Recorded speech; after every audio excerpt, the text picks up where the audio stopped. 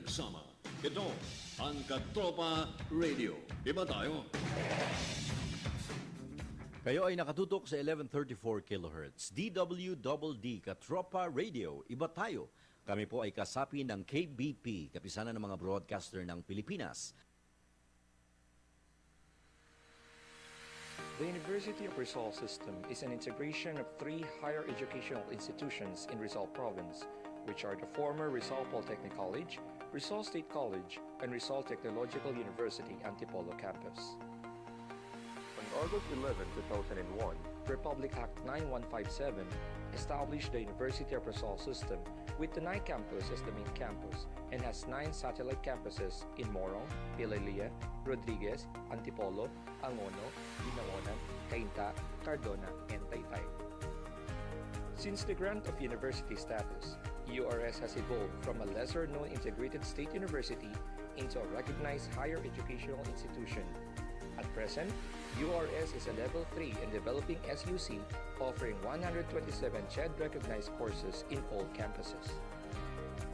The university was recognized by the Accrediting Agency of Chartered Colleges and Universities in the Philippines, or AACO, as the number 1 SUC with the most number of programs granted accreditation status, the number 1 SUC with Level 1 accredited programs, and number 2 with the most number of accredited programs.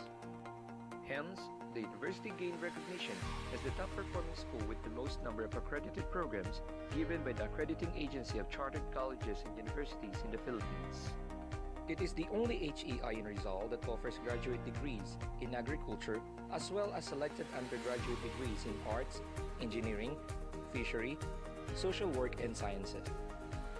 The university is now guided by its new vision of becoming the leading university in human resource development, knowledge and technology generation, and environmental stewardship. To attain this new vision, the university focused its institutional development towards public recognition and awareness of URS excellence, excellence in human resource profiling, university-wide infrastructure and facilities development, and excellence in academic and administrative processes and services. Likewise, the university has forged ties with international companies in Israel and Malaysia for its international practicum and on-the-job training programs. The university also established its Mechatronics Center, Biodiversity Center, and Sustainable Agriculture and Natural Resources Institute. With the assistance from Guru Nashan Foundation Incorporated, the university has served as a training center for Department of Education teachers in the province through the enhancement and expansion of capability in Information Technology and English, or EXITE program.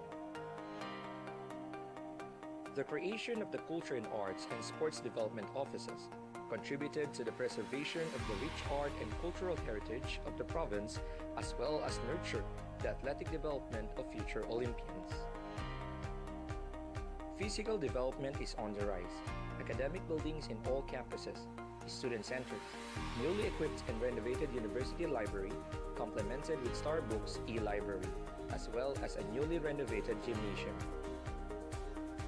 World-class science and technology and engineering buildings, GAD Center building, and Micro-Hydro Center building. URS boasts of more than 500 highly qualified faculty members, supported by almost 300 well-trained support staff and administrative officers, serving around 17,000 students from laboratory to graduate schools department. The strong collaboration with Department of Science and Technology, or DOST, as well as Department of Trade and Industry, or DTI, led to the establishment of Food Testing Laboratory and Electronic Digital Science Library. Support from the provincial government and local government units has resulted to construction of new academic buildings and upgrading of existing science, engineering, and ICT laboratories. To date, URS is the top DTI shared facility partner institution. URS ranks first as the nationwide model of DOST Starbucks partner institution. URS is one of the best civil engineering schools of the country based on PRC licensure performance. It is also a DepEd training partner institution in K-12 education. Likewise, Simeo Inatech has forged partnership in distance learning with certified and internationally accredited IXL's flexible learning tutors.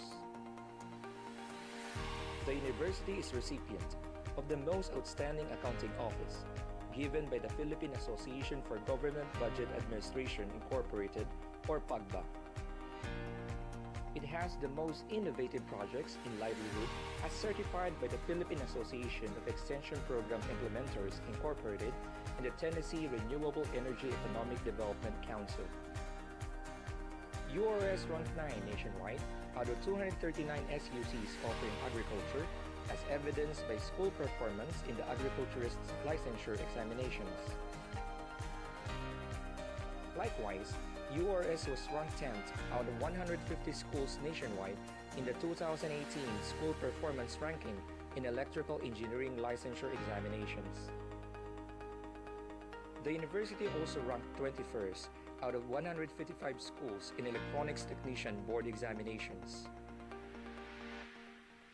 The university plays a key role in the implementation of Migration and Development Program in the province, holding the co-chairmanship on strengthening, upscaling, and mainstreaming international migration and development, or SUMIT Calabarzon, with National Economic and Development Authority Region 4A from August 26, 2015 up to present. URS has taken the lead in organizing the consortium for the conservation and sustainable development of Laguna Lake, along with 10 other stakeholders near the Laguna Lake area. To sustain the faculty productivity in terms of research and extension accomplishments, various trainings on publication and membership to recognized research associations are constantly pursued by the administration.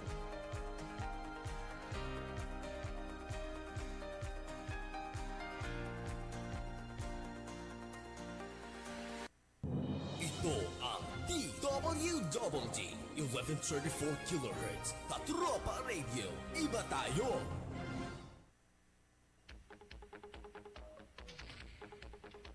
Sa pagsakit ng ganitong oras sa himpilang ito, nakatutok at aalingaw-ngaw ang Kanyon! Kanyon! Pakinggan ang mga kuro-kuro hamon sa mga pangunahing balita, tutumbukin at hihimayin ang ugat ng mga maiinit na issue. Kanyon! Kanyon! Kanyon ng komentaryo at serbisyo publiko, si Rolly Canon.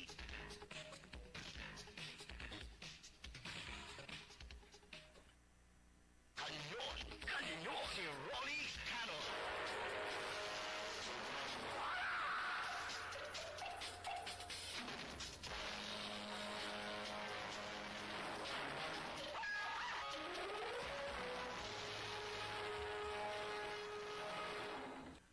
Magandang umaga po sa inyong lahat, mga kababayan. Si Rolly Canon, hanggang alas 10 po tayo ng umaga. Ang canvassing of votes daw, ayon sa COMELEC, mga kababayan, ay makukumpleto ngayong linggo. According to COMELEC, sapagkat mukhang nagbabago ang mga scores, itong tally ng COMELEC, nagbabago ang kanilang kalagayan sa Magic 12, no? Sa bagong tala ng COMELEC, mga kababayan, sa ngayon, nangunguna pa rin si Senator Villar, pangalawa si Grace Poe, at pangatlo si Bongo, pang-apat si Pia Cayetano, si Bato de la Rosa, pang-lima, pang-anim si Sani Angara, pang-pito pa rin si Pinuno, si Lito Lapid, pang-walo si Aimee Marcos, pang-siyam si Francis Tolentino, at pang-sampo si Coco Pimentel. Si Nancy Binay na number 12 noong mga nakaraang canvas ng COMELEC, ng tally ng COMELEC, ngayon ay number 11 na, si Nancy Binay. So mayroon pong mga pagbabago ang kalagayan ng mga senatorial candidates. Si Bam Aquino, number 12 na po ngayon. Bam Aquino, number 12 na. Na-dislodge si Bong Revilla.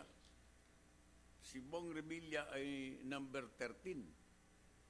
Sa isinagawa po na partial official results ng COMELEC senatorial tally. Ito po ay may total na 129 na certificate of canvass out of 167 certificate of canvass. So, 129 pa lang ito, marami pa. 97% pa lang ang kompleto na nabibilang ng COMELEC. So may pag-asa pa talaga itong si Bam Aquino. Kahit na teka muna, si J.B. Ejercito, number 14. Teka, number 14. Medyo lumayo si si The Goodman. Lumayo. Di ba sa taling ito? Pero pumasok si Bam Aquino, number 12. Number 13 si Bong Revilla. Yan. Nakulangan ng sayaw si Bong Revilla.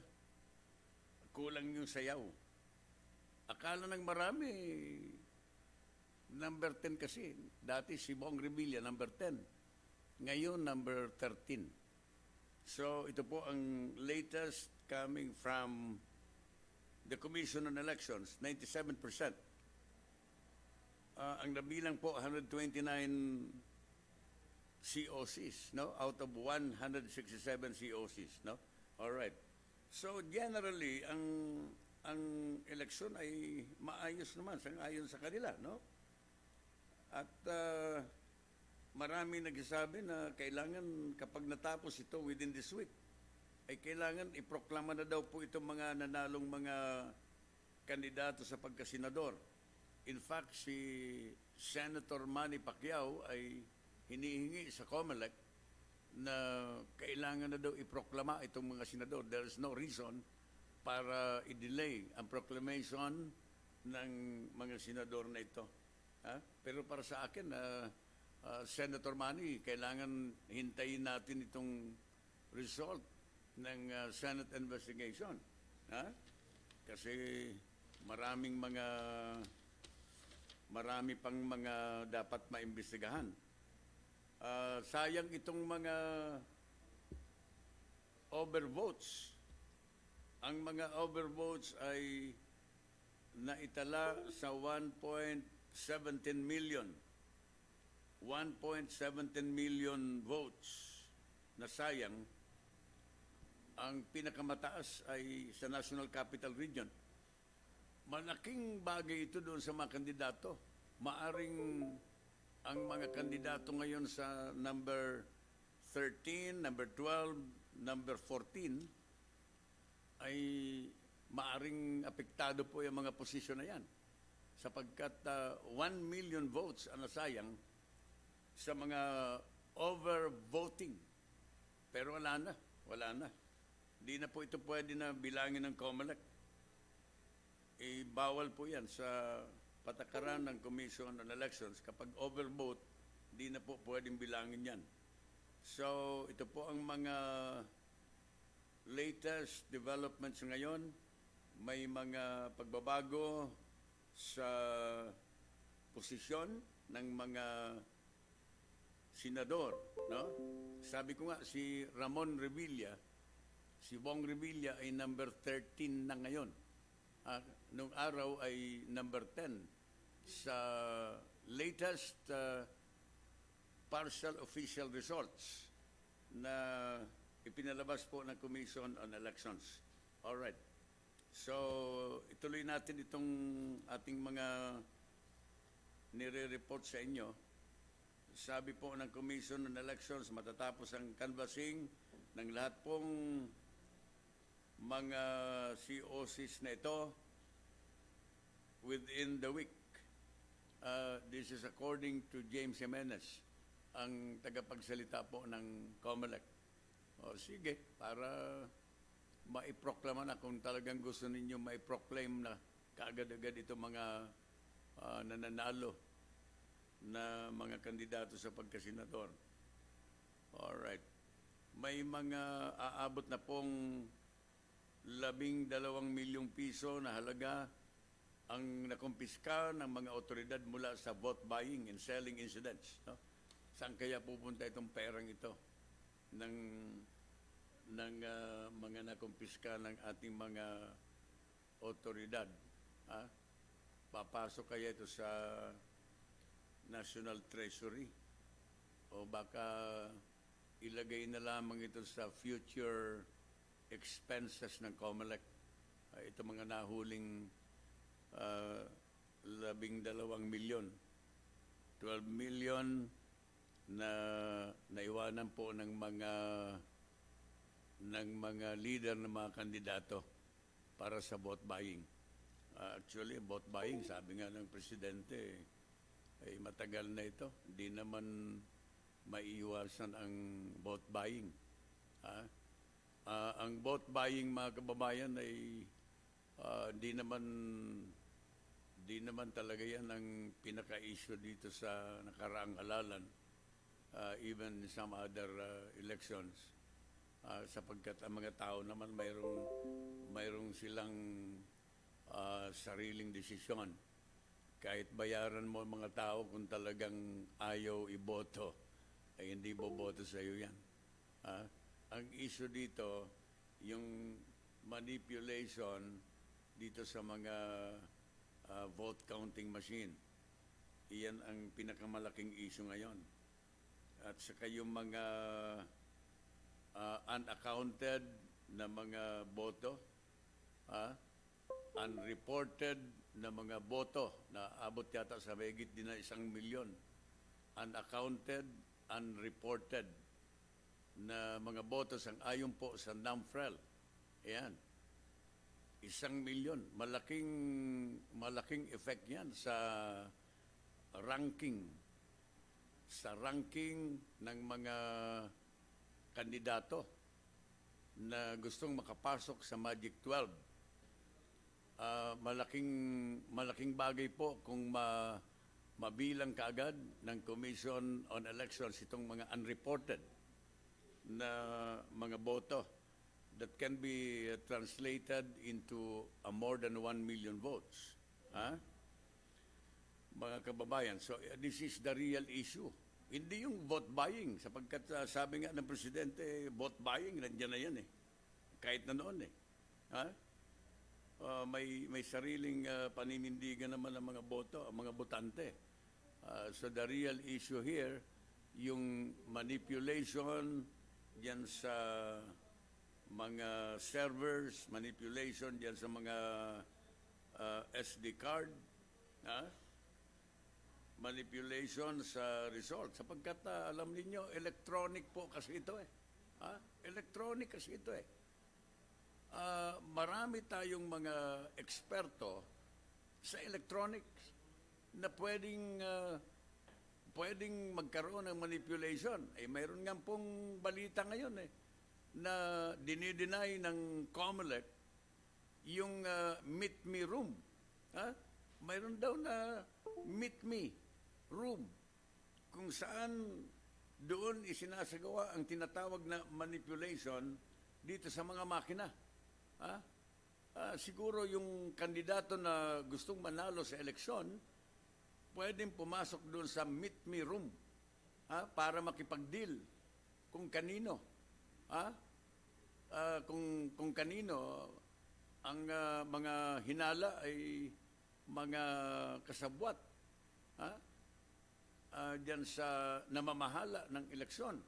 Pero dinideny po ito ng Commission on Elections na mayroong meet me room. Wala dong ganyan na meet me room. Yun ang real issue dito, mga kababayan ko. So, tuloy po tayo. 30 minutos na po makalipas ang 8:00 ng umaga. uulitin ko po, ang Commission on Elections ay nakatakda na bilangin ang lahat ng mga COCs, no? And to finish counting within this week para siguro sa isang linggo maipapahayag na po ang mga winners dito sa senatorial contest noong nakaraang Lunes, no? Ngayon ang number 12 ay si Bam Aquino na, si Nancy Binay number 11, si Coco Pimentel number 10, si Tolentino number 9, number 8 si Aimee Marcos, Lito Lapid number 7, number 6 si Angara, si Bato de la Rosa number 5, Pia Cayetano number 4. At saka yung top 3 na si Villar, Senator Poe, at saka si Bongo. Yan. So, yan as of this time, yan pa lumalabas sa official tally ng Commission on Elections.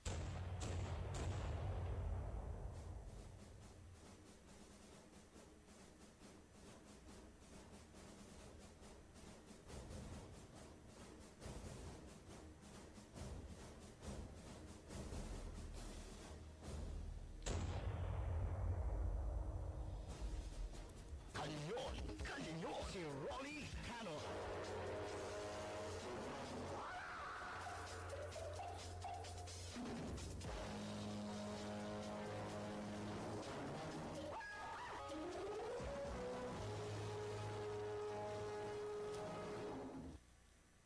Alright, yung mayor po ng Kalayaan Island,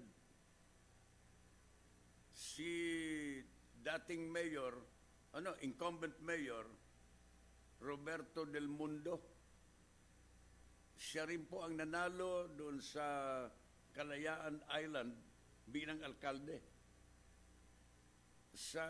Malapit po ito sa Palawan, no? The farthest municipality in the Spratly Island. Alright, ito pa lang si Mayor Del Mundo, isang retired Air Force personnel. At siya po inanalo doon sa kanyang katunggali na si retired Navy officer Rodrigo Jaca. Pareha silang nagsilbi sa Armed Forces of the Philippines. So, nanalo si Mayor Roberto Del Mundo ng Kalayaan Island. Pinakamalayo ng munisipyo ito. Dan sa Spratly. Mayroon pala dyan. Kakaunti lang naman ang mga tao dyan, no? Ang population dyan ay kakaunti lang. So, congratulations dito kay Mayor Roberto Del Mundo. Alright. So, tuloy tayo dito sa ating mga iba pang mga dapat na ibalita sa umagang ito. Si Defense Secretary Delfin Lorenzana na iulat po ngayon na nasa ospital. The Department of National Defense dismissed as false reports that Secretary Lorenzano was hospitalized due to cardiac arrest. Hindi po. Dinideny po yan ng Department of National Defense.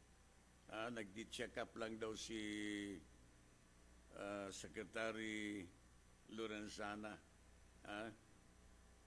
Marami kasing report ngayon na yan sa social media na noong isang gabi na-confine si Secretary Lorenzana sa Veterans Memorial Medical Center in Quezon City. Nagpa-check up lang naman daw. Wala naman daw na sinasabi diyan sa social media na cardiac arrest si Secretary. Nanlalabo lang daw yung paningin ni Secretary Lorenzana, and the Secretary was advised by the Director of the Veterans Memorial Hospital para mag-undergo ng complete executive check-up. Alright. Kailangan naman talagang kailangan kapag nagkakaedad na complete ang medical check-up. Alam naman ninyo si Secretary Lorenzana, more than 70 years old na rin yan. I don't know kung anong edad ni Secretary Lorenzana. Baka hindi naman magkakalayo yan sina Presidente. O di ba? So kailangan ng medical check-up. Ay, alam ninyo mga tao ito kasing social media nangungunay. Tinichismis na nagkaroon daw ng cardiac arrest si Lorenzana. Hindi po totoo na nagkaroon po ng cardiac arrest si Secretary Lorenzana sang-ayon sa Department of National Defense, no? In-advise ng doktor na magpa-check up lang sa Veterans Memorial. Diyan po yan sa North Avenue, itong Veterans Memorial.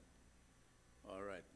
Dito sa isang balita ngayon, pinawi ng Malacanang ang pag-aakala ng publiko kaugnay ng kondisyon ng kalusugan ni Defense Secretary Delfin Lorenzana na nauna nang naulat na na-stroke. Nililinaw po ito ni Presidential Spokesman, Attorney Sal Panelo, na nagtungo lamang si Lorenzana sa Veterans Memorial Center para magkaroon ng executive check-up. Yan. Walang dapat na ipag-alala sa kalusugan ni Secretary Lorenzana. Alright. So, malinaw po tayo dyan. Malinaw. Alisin na po itong mga speculations na kumakalat ngayon sa social media. Alright. So, tuloy tayo dito sa ating mga dapat talakayin sa ngayon. May mga pagbabago po sa mga appointees ni Pangulo. Naalala ninyo bago tumulak si Pangulo papuntang China noon, sabi ng Presidente, pagbalik ko galing China, marami akong sisibakin. Yan. Pagbalik ko hanggang, pero naging busy ang Presidente. Naging busy si Presidente. Wala tayong narinig na sinibak after the China visit ng Presidente. Ngayon, araw na ito sa mga periodiko, matutunghayan ninyo isang opisyal ang sinibak po ni Presidente. No? Itong hepe ng Food and Drug Administration, ng FDA, itong babaeng namumuno sa Food and Drug Administration, siya po ang Director General ng FDA, si Nela Shirade Puno. Inanunsyo po ni Presidential Spokesman ang termination letter na galing kay Executive Secretary Media Aldea by the authority from the President. No? May isa pong termination letter na binasa po ni Attorney Sal Panelo, terminating the services of Nela Shirade Puno bilang Director General ng FDA because of corruption. Pero hindi naman dinitalye ni Attorney Sal kung anong klaseng korupsyon. Kaya sabi ng namumuno ng FDA na si Puno, sabi niya, wala naman akong involvement in any corruption cases. Hindi pa naman ako na-demanda sa korupsyon. Sabi niya, wala namang reklamo sa akin ditong opisina ng korupsyon dito sa FDA. Kaya dapat i-detalye naman itong corruption issue dito kay Nela Sirid Puno. Ha? Dapat bigyan naman ng due process siguro, no? But of course, nobody can question the decision of the President sapagkat that is the prerogative of the President. Ha? Wala naman tayo sinasabing gano'n, but I think kailangan naman malaman ng isang akusado kung ano ang kanyang nagawa. Ha? What kind of corruption, anong government negotiation, naging corrupt itong si Nela Puno, no? Karapatan ng isang tao ang ganito na malaman niya ang kanyang kaso, mga kababayan, no? Karapatan naman siguro nito ang due process. But sabi ko nga, lilinawin natin, di naman ito pag-question sa decision of the President sapagkat ang Presidente naman siya ang Chief Executive, mayroon siyang kapangyarihan na mag-hire, kapangyarihan na mag-appoint sa gobyerno at may kapangyarihan na alisin ang kanyang mga appointee sa gobyerno. Ha? Kaya ito, corruption case po ito. Ha? Babae po ito, si Nela Puno, accused of corruption dito sa FDA. Ang FDA po ay under the Department of Health. Dapat alam ni Secretary Duque ito. Ha? Secretary Duque, ano ba ang corruption issue na ibinabato kay Puno?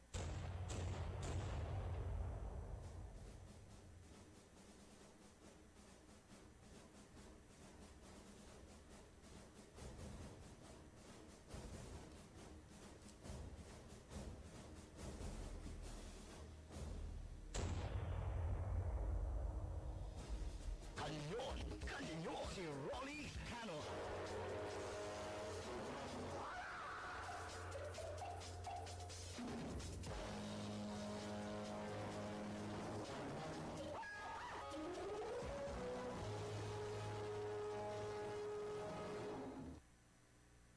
Lumampas po ang deadline ng Pilipinas para sa Canada para kunin yung basura ng Canada.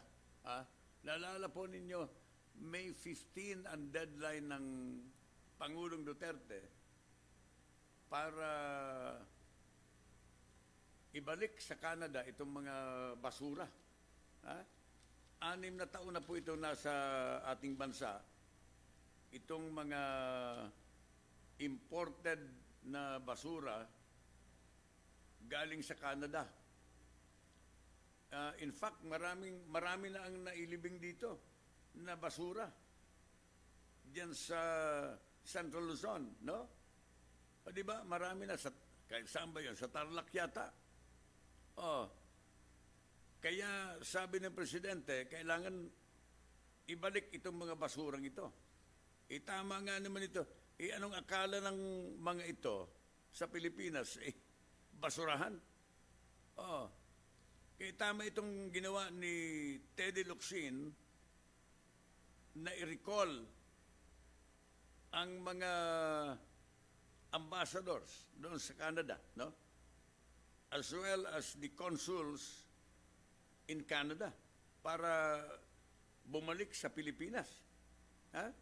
Ni-recall na po ni Teddy Locsin itong si Ambassador Petronilla Garcia as well as the consuls para mabawasan o kaya maalis itong diplomatic presence ng Pilipinas sa Canada hanggang sa maibalik po itong mga basurang ito, no? Iparamdam po natin, tama itong ginawa ni Ginoong Locsin. Iparamdam natin, di tayo basurahan. Nagkasundo na po itong Canadian government at saka ang Pangulo. May 15 ang deadline. Pero hanggang ngayon, nandito pa po itong mga container vans na ito na puno ng basura na kailangan ma-ship out na ito from the Philippines back to Canada.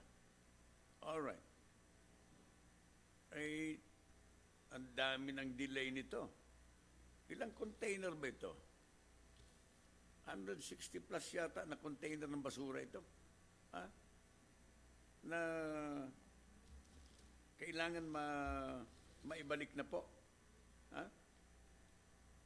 Teka muna, hinahanap ko kung ilang container ba nito. 103 container na, pero ang 34 containers na dispose na po locally. And that only 69 containers would be shipped back to Canada. All right. So ang total na containers na puno ng basura ay 103. Minus of course the 34 na naibaon na po sa Pilipinas. So ang ibabalik natin 69 containers. Ako naman nagtataka kung bakit ini-import ito? Bakit ini-import ito? Kailangan habulin yung importer. Hindi lang ang issue dito sino ang importer. Sino ang consignee sa Pilipinas? Anong kumpanya sa Canada ang nagpadala ng basurang ito sa Pilipinas? Dapat magkaroon ng Senate investigation dito. Ha? Para lumabas ang liability ng Canadian company na nagpadala dito sa Pilipinas at saka yung recipient, yung addressee, kung kanino naka-address sa Pilipinas ang imported na basurang yan, imported garbage from Canada 6 years ago. Ay 6 na taon na po mga kababayan ko. Kailangan siguro magkaroon ng Senate investigation dito para ma-uncover kung bakit tayo nag-import ng basura. Sino ang nag-import ng basura dito? Ano ang nakalagay diyan sa basura? Baka naman basura daw, baka naman may mga droga ito. Tingnan po ninyo, baka inilagay sa basurahan. Bakit kasi? Hindi ko malaman kung ang logic kung bakit ang isang bansa o isang kumpanya sa Pilipinas ay mag-i-import ng basura. Di ba? Anong gagawin mo sa basura? Dito nga sa atin, ang dami natin basura. Tatapunan pa tayo ng basura. Hindi ko makita. Kaya dapat imbestigahan po ito. Na sino ang nag-import ng basura? Sino ang nagpadala ng basura? At bakit nagkaroon ng importation ng basura sa Pilipinas, no? At kailangan malaman sino ba ang nag-check nito sa Bureau of Customs. Di ba? Yung mga container vans kasi, tinicheck po yan sa Bureau of Customs. Bakit hindi nakita ito? Kung nakita man ito, na alam mo na basura ang nakalagay doon sa mga container vans na yan, bakit nakalusot?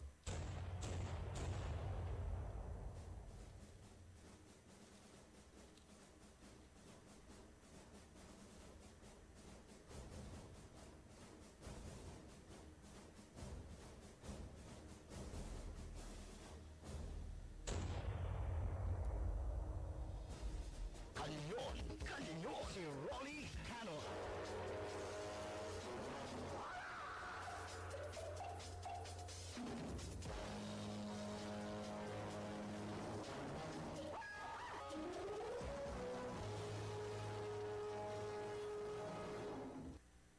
Alright, tuloy po tayo dito sa Kanyon.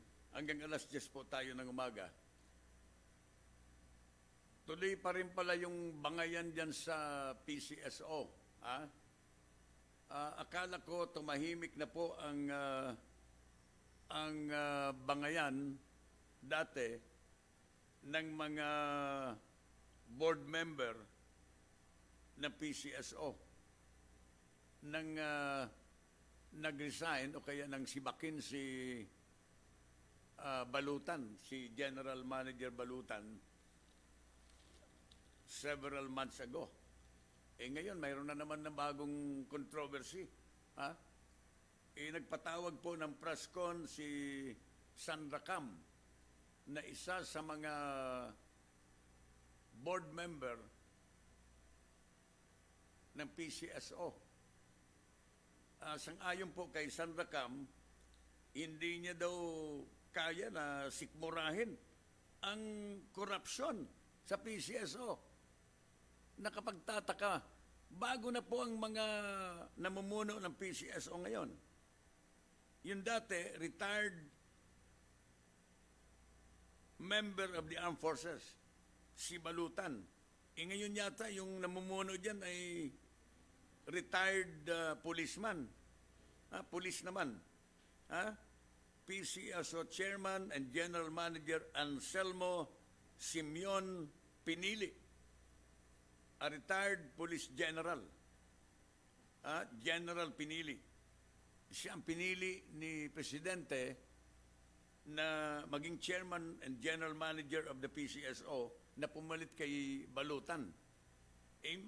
Nako, karamihan daw dito sa mga binitbit ni Pinili, mga retired police officials.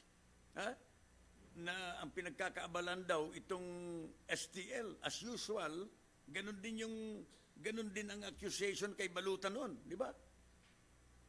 Ito po ay in-expose ni Sandra Cam na naman. Mga kababayan, alam niyo maganda naman na nandyan sana si Sandra Cam sa PCSO para mayroong mata at bibig ang presidente ng Pilipinas, no? Ngayon mukhang hinihingi ni Sandra Cam na palitan siya ng presidente, no? Hindi malayo na one of these days baka mag-resign si Sandra Cam dito sa PCSO. Mas maganda kung nandiyan ka, Sandra, para mamanmanan mo po sapagkat alam po ninyo yung mga serbisyo ng PCSO ngayon, ang daming reklamo na. Ang daming reklamo na ngayon. Pababa ang mga financial assistance ng PCSO. At kung bago ka makakuha ng financial assistance ng PCSO, kailangan 2 gabi, magdamag maghapon, nandiyan ka, pumipila ka, kahit may sakit ka. O di ba? Ang daming pumipila diyan. Kuminsan halos diyan natutulog pagkatapos gatiting lamang ang naibibigay ng PCSO na tulong, pero ang korupsyon by the millions. Ang korupsyon po dito sa STL, na nalulugi ang ating gobyerno ng milyon-milyon piso. Magkano ba yung sinasabi ni Sandra? Ilang milyon ba yung nalulugi ng ating gobyerno? Ito, sabi dito, itong STL operator ay may utang sa PCSO, no? Isang STL operator. May utang sa PCSO ng 10.7 billion shortfall doon sa kanilang PMRR remittance for the first 5 months of the year alone. Tingnan ninyo. Bakit hindi po nakukolekta ng PCSO ito? That means to say na baka may sabuatan. Ito yung ibig sabihin ni Sandra Cam. You can just imagine 10.7 billion uncollected. So anong ginagawa po ng mga opisyal ng PCSO? Bakit hindi nakukolekta ito? Malaking bagay po ang 10.7 billion shortfall in the remittance ng nasabing STL company nito, operating under contract with the PCSO. Alright. Sabi ni Cam, sabi dito sa dyaryo, Cam also said the resolution recognized a new set of officers led by retired military General David Diciano, a classmate of Pinili's Chief of Staff, retired Police Chief Superintendent Ted Quiano. So ang daming police pala. In-invade na ng mga retired police officials dyan sa PCSO. Bakit? Bakit kasi ang daming kanya-kanyang bit-bit na mga pulis. So ngayon ang palagay ko diyan po sa board ng PCSO, si Sandra Cam lang ang civilian. O, di ba? O, kaya kadalasan pinagkakaisahan si Sandra.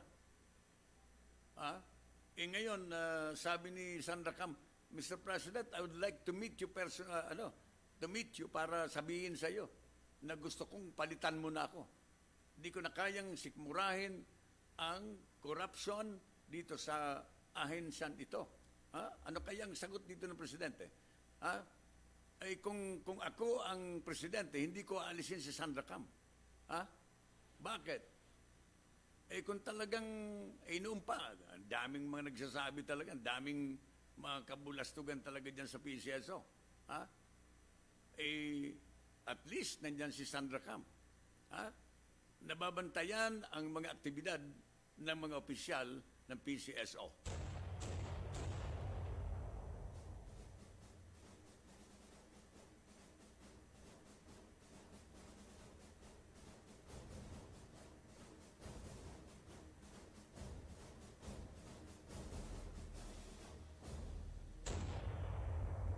Kanyon, si Rolly Canon.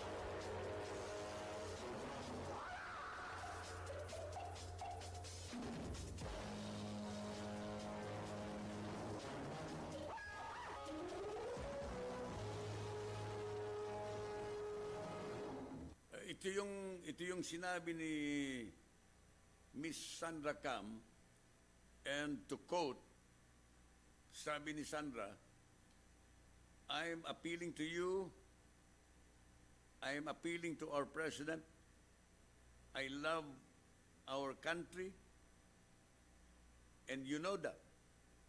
And I love you for being firm in your advocacy of anti-corruption. This is an emotional Sandra Cam. Yun ang kanyang sinabi, masyadong emotional, no? At nagpatawag po ng press conference doon sa PCSO.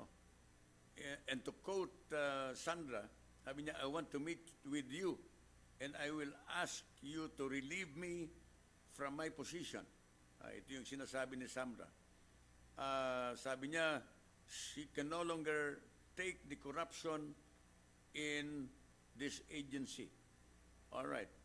Alam po ninyo, si Sandra Cam was appointed by the President in 2017 bilang isa sa mga board member ng PCSO. At alam niyo, lagi siyang nagkakaroon ng mga kasagutan ng mga ano diyan, katulad nitong sinasabi niya na gusto siyang pilitin sa isa daw na board meeting na ipinatawag ni General Manager Anselmo Simeon Pinili na isang ngang retired police general. Sabi ni Sandra, pinagtulong-tulungan daw siya at pinipilit siya na i-reverse ang recent revocation of PCSO Board Resolution number 83. Itong PCSO Board Resolution number 83 ay nagbibigay po ng recognition to a new set of officers of Speed Game Incorporated. Isa pong authorized agent corporation that operates the small town lottery in Pangasinan. Sabi ni Sandra, kinontra niya ito. Ayaw niyang pilitin siya na i-revoke. Itong bawiin ang revocation dito sa Speed Game Incorporated. Ina-revoke na po ito dati, pinababawi kay Sandra Cam. Na hindi siya pumapayag. Sabi niya, kinontra niya itong reversing the revocation as there was already a legal opinion issued by the Office of the General Corporate Counsel on the infirmities of the resolution. So dapat korte na po ang mag-revoke noon. Wala na po sa kapangyarihan dapat ng board ng PCSO. Dito sa mga nangyayaring ito, mukhang mas alam ni Sandra Cam ang mga patakaran dyan sa PCSO kaysa dito sa mga opisyal na bago ng PCSO. Imagine, pipilitin ka na i-revoke ang isang matagal ng resolution, bawiin ang revocation ng isang kumpanya na dati nang napagbutohan diyan sa PCSO ng board, pagkatapos pipilitin ka, mga kababayan ko, ay hindi naman po tama. Alright. Oras natin, 1 minuto. Makalipas ang alas 9, kami po ay magpapatuloy hanggang alas 10 ng umaga. Magpapakilala muna kami ng aming impilang. Ito ang DWWD 1134 kHz.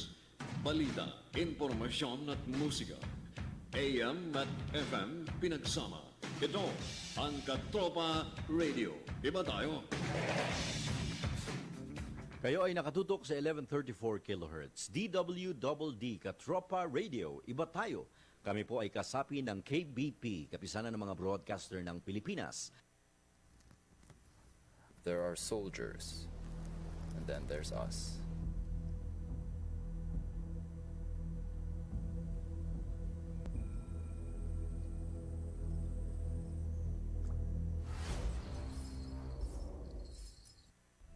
Leadership brings out the best in us. We become the best versions of ourselves, leading by example. A leader doesn't just strive to make a living, but aspires to make a difference.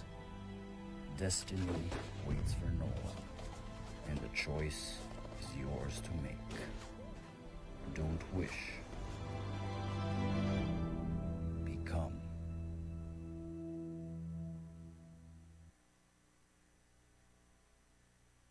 Ito ang DWWD 1134 kHz Katropa Radio. Iba tayo. News and information on DWDD 1134 kHz. Ngayon na! Magandang umaga. Tumanggap ang 69th Infantry Cougar Battalion ng Certificate of Appreciation mula sa Department of Health Nueva Ecija dahil sa kanilang naging tulong at kontribusyon sa measles outbreak response immunization activities ng nasabing lalawigan. Ito ay ginanap sa Organizational and Advocacy Meeting sa Proseso Alcala Hall sa National Irrigation Administration sa Cabanatuan City, Kamakailan.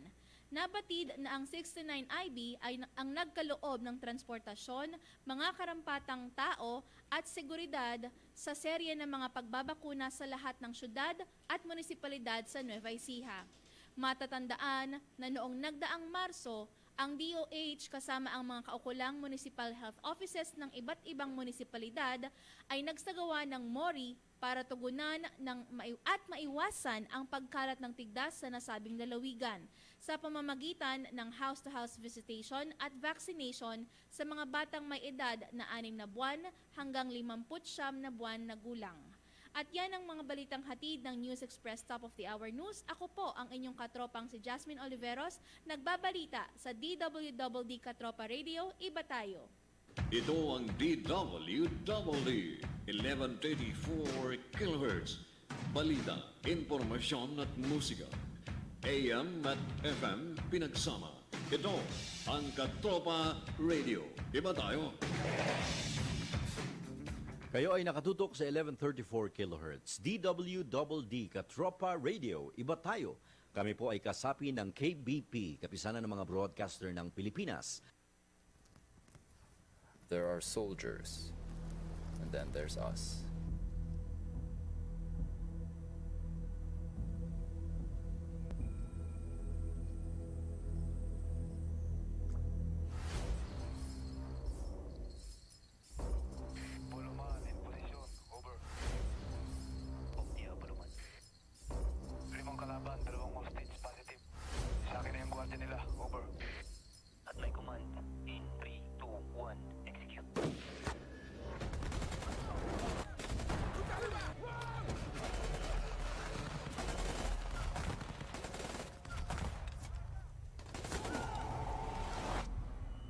This is what we signed up for.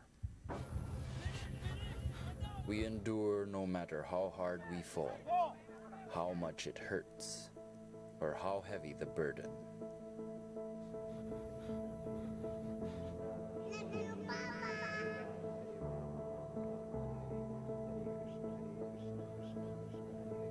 We push ourselves far beyond what anyone thought humanly possible.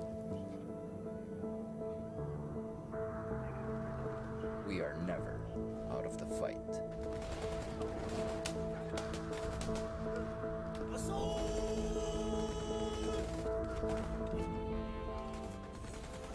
We sacrifice to protect the innocent. We free the oppressed.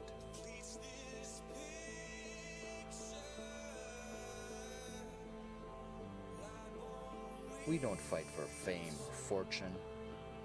We fight because it is our service, the proud tradition we are bound to uphold.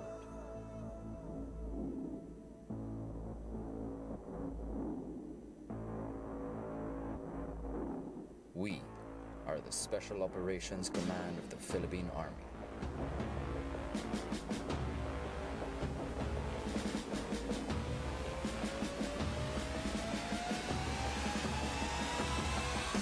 Home of the noble warriors. There's tough, then there's Special Forces tough. Our Green Beret says more about us than we can ever say for ourselves.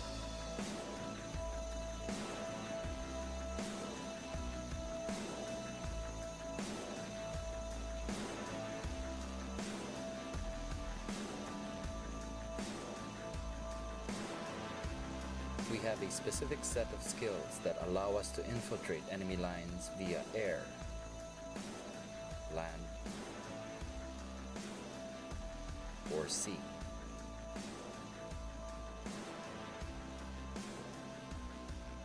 We are silent professionals, forged in the crucible of combat. Scout Rangers are the best hunters in the jungle.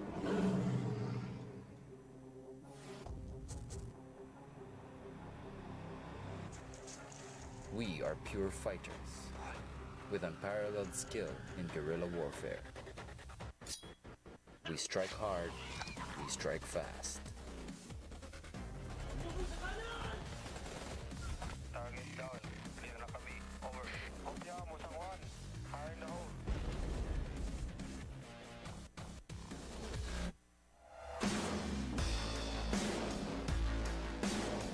The Light Reaction Regiment is the premier counter-terrorist force of the armed forces.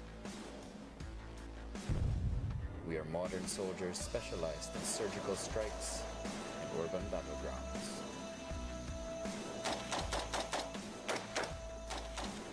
Sector clear.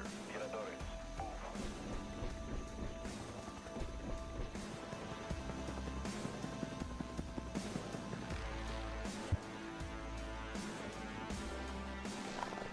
Move.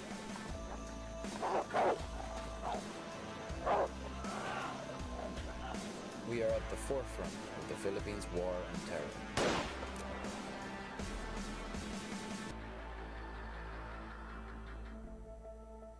Hostage secure. I say again. Hostage secure.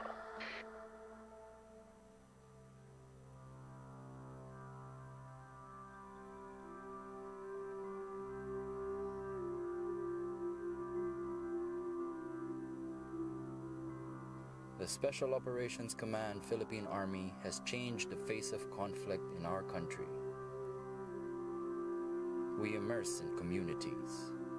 We strengthen and empower them to withstand all threats.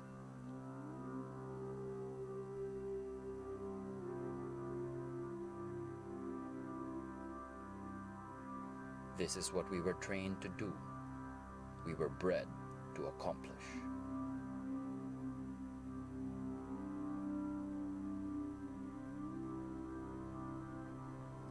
Most people will never know who we are or how much we sacrificed for our country.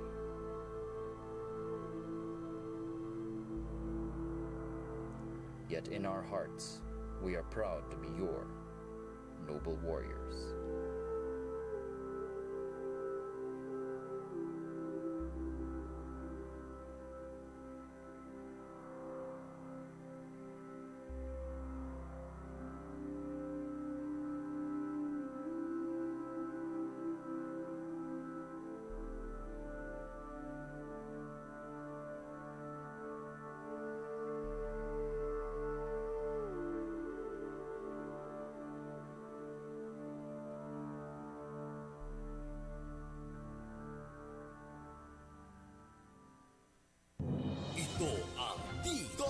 DWDWD 1134 kHz Katropa Radio. Iba tayo. Kanyon, kanyon, si Rolly Canon.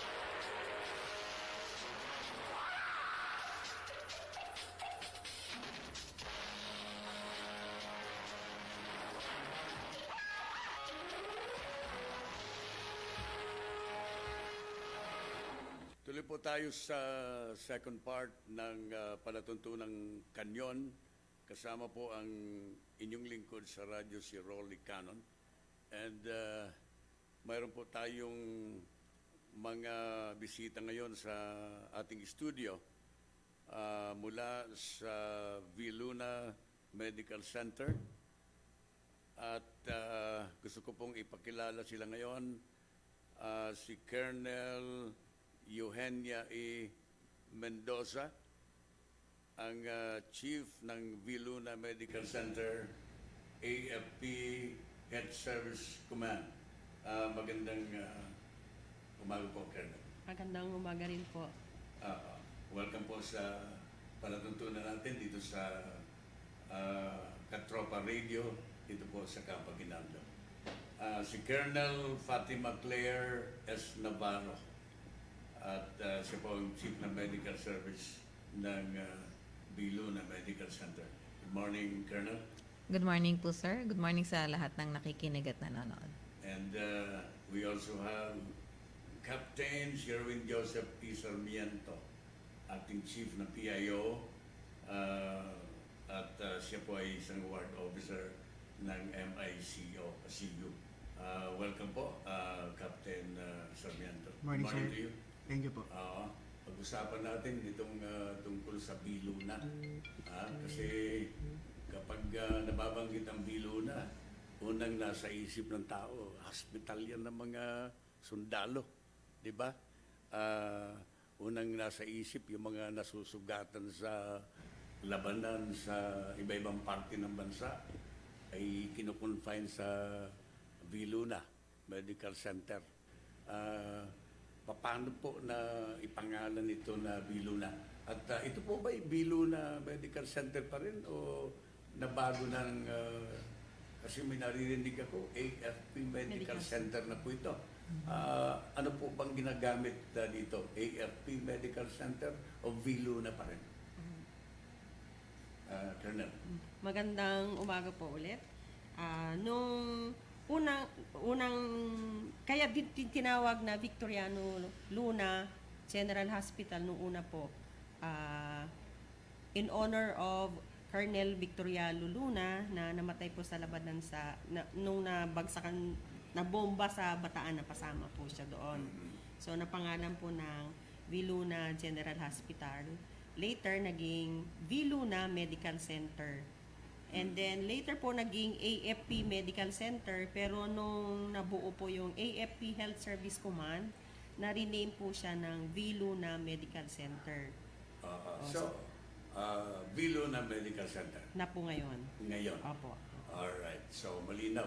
Kasi nagkakaroon ng confusion. Viluna Hospital, then AFP Medical Center. Ngayon, back to Viluna Medical Center. Medical Center. Before I proceed for further questions, kayo po ba yung mga doktor, no po? Yes Opo. po. Mga doktor po. Alright. Gusto kong linawin muna bago tayo doon sa ibang mga questions. Itong si Colonel Mendoza, siya po ang Chief ng Service Command, at saka si Colonel Navarro naman, Medical Service. Anong pagkakaiba dito? Ako po yung Chief Viluna Medical Center po. Okay. Dati ang tawag sa amin ay Commanding Officer ng ospital. Ngayon, binago Chief Viluna Medical Center.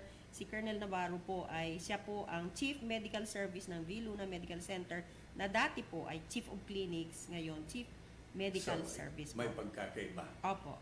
Pero yung dating Chief of Medical Clinics is under the Health Service Command? Or separate po sila?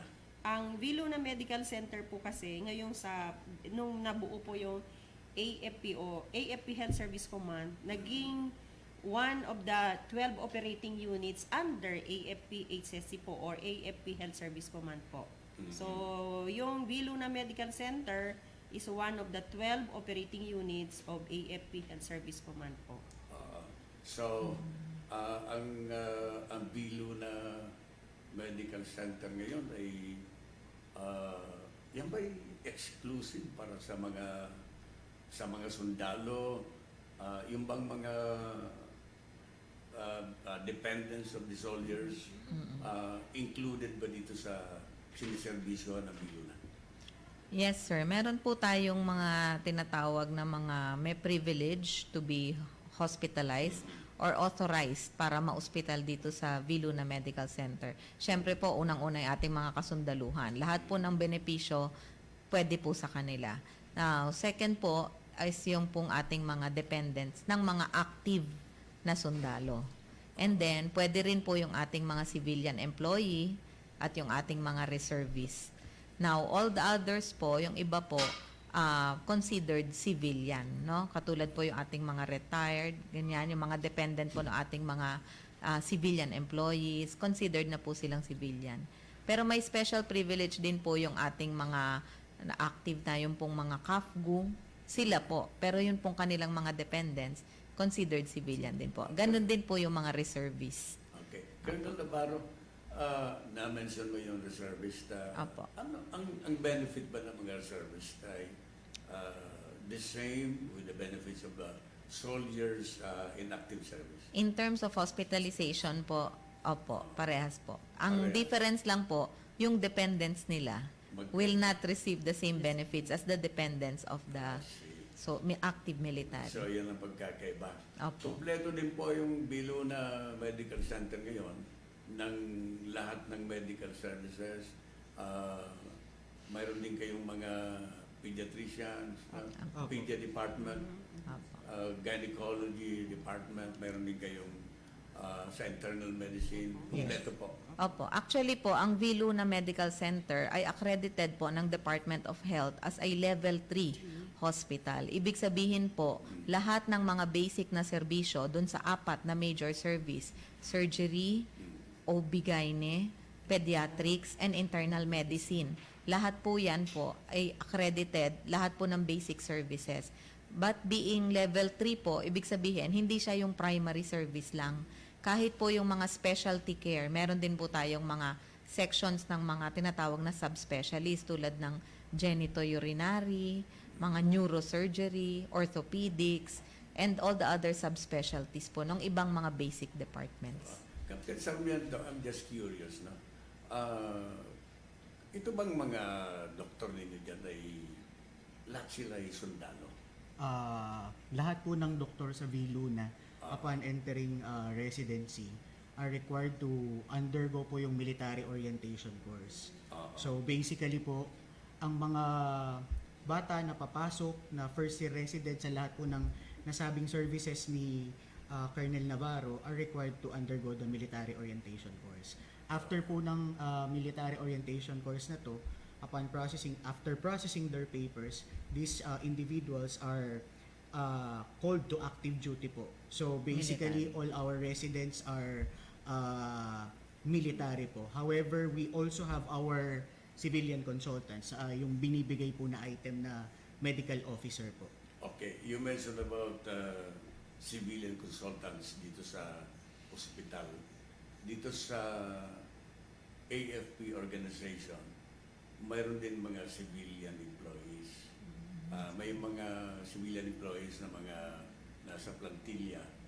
Mayroon din ng mga contractual. Yes. You mentioned about benefits also of employees.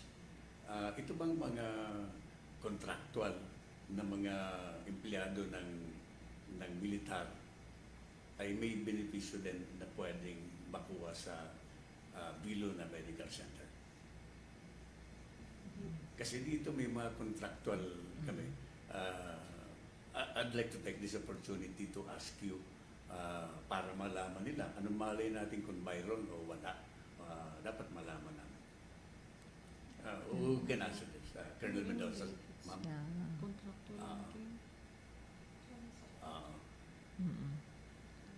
may pwede bang mag-promisor that assuming na ma-confine doon sa Viluna? Or do you accept initially emergency cases or confinement Of course po. from the contractual employees of the Armed Forces of the Philippines? Pagka-emergency naman po, contractual o hindi, Kayang tanggapin. tatanggapin po namin. But yung pre-arranged hospitalization, pwede bang tanggapin yun?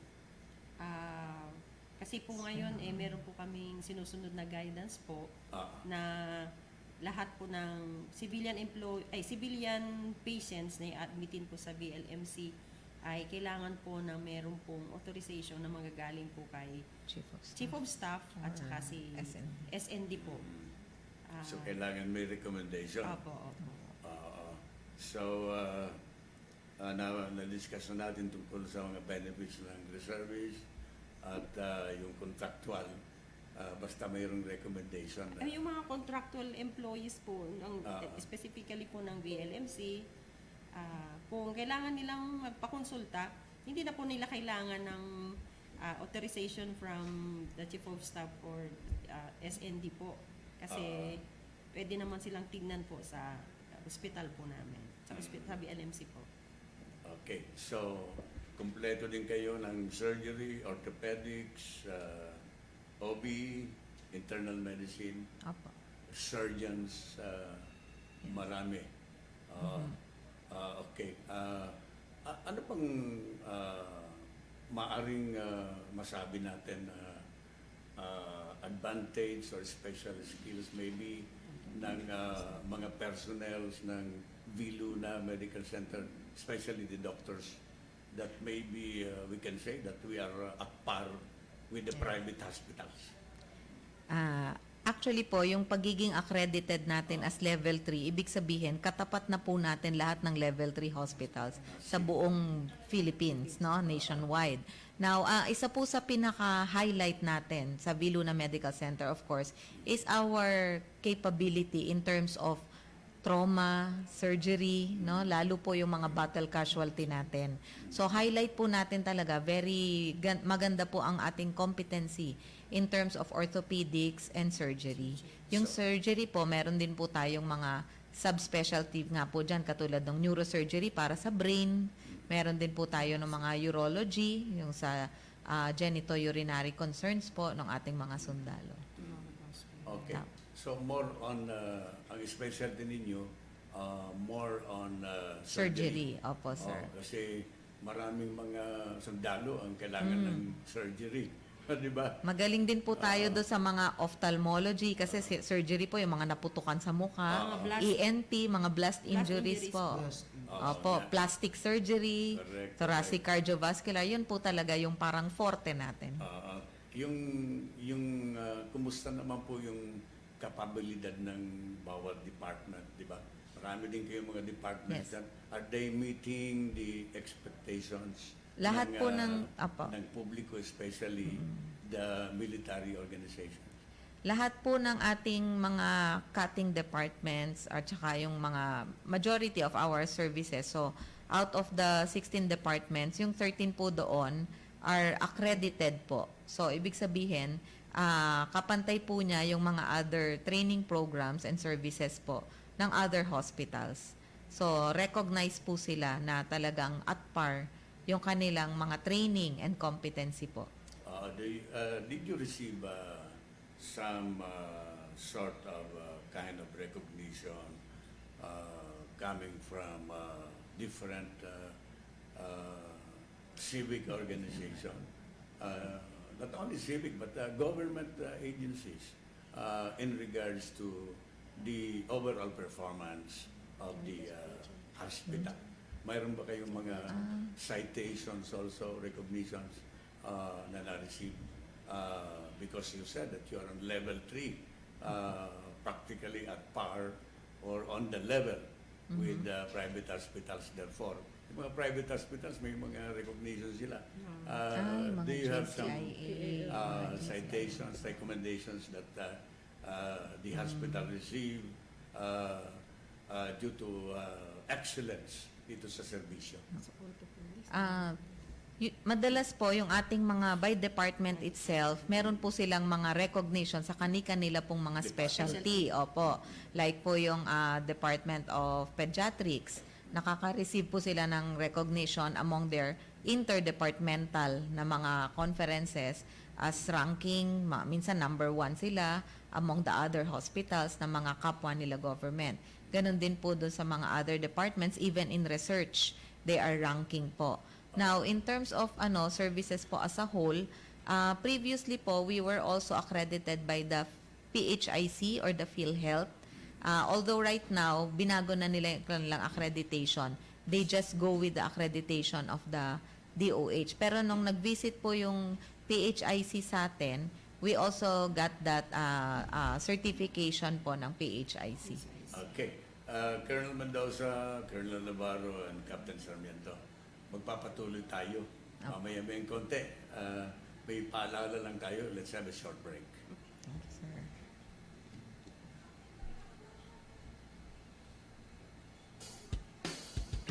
Sa pagising sa umaga, ngiti ko'y masaya.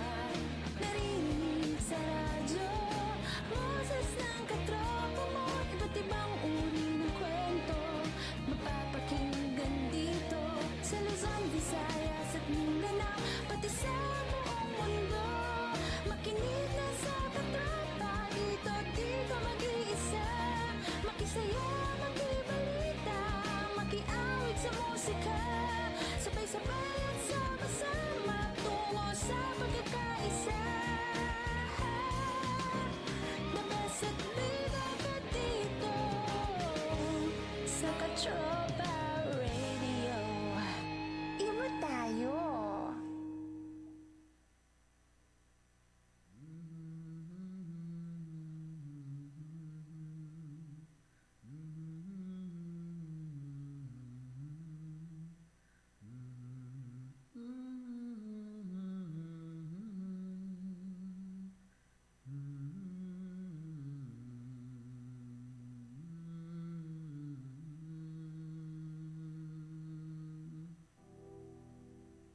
Diyos ko, tulungan niyo po kami.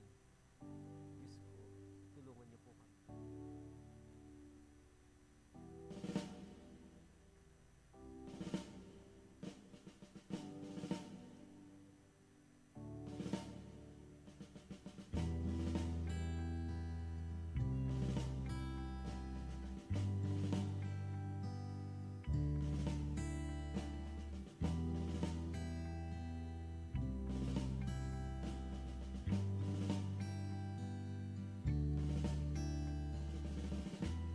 Hanggang ako ay mayroon pang hininga.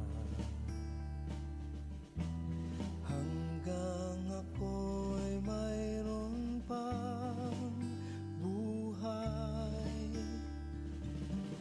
Hanggang ako ay mayroon pang lakas, hindi ako titigil. Ako'y magpapatuloy hanggang sa dulo ng tagumpay.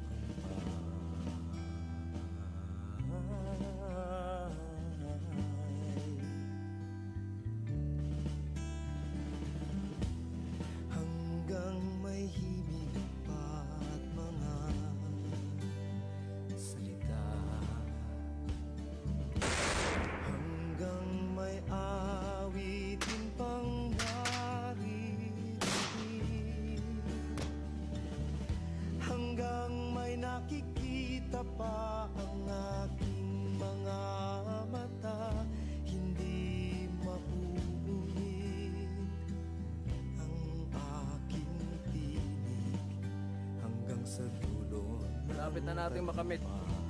Inaasam natin tagumpay.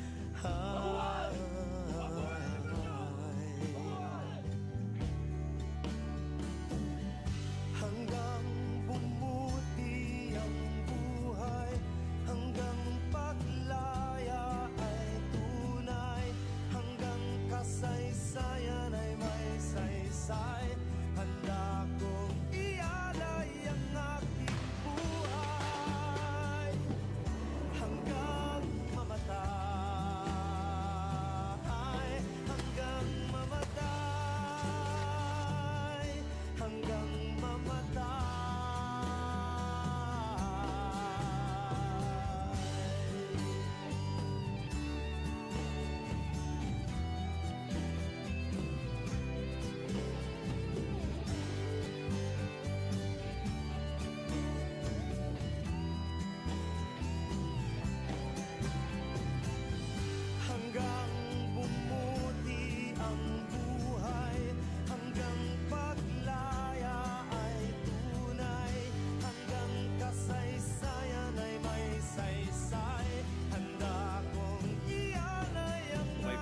mujahideen and ibang Samoro people, our journey towards peace has borne us this agreement.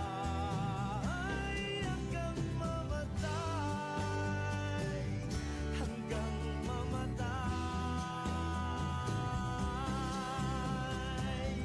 hanggang pumuti ang buhay, hanggang paglaya ay tunay, hanggang kasaysayan ay may saysay.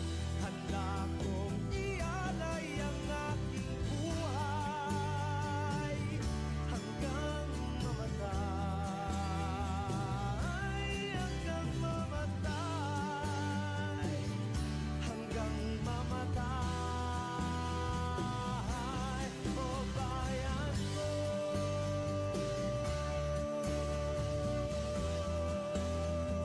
o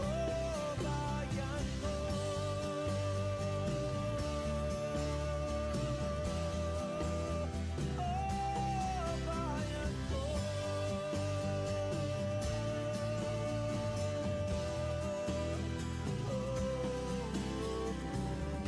Para tayo ng bayan!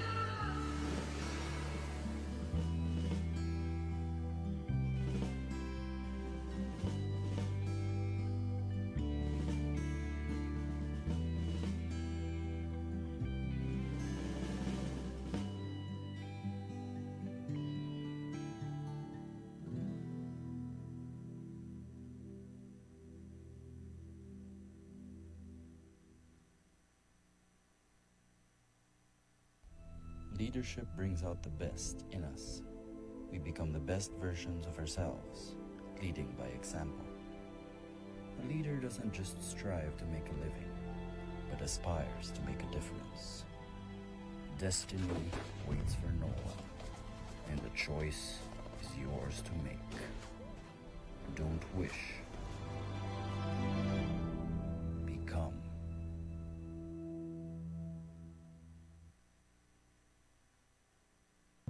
Ito ang DWDD 1134 kHz Katropa Radio. Iba tayo!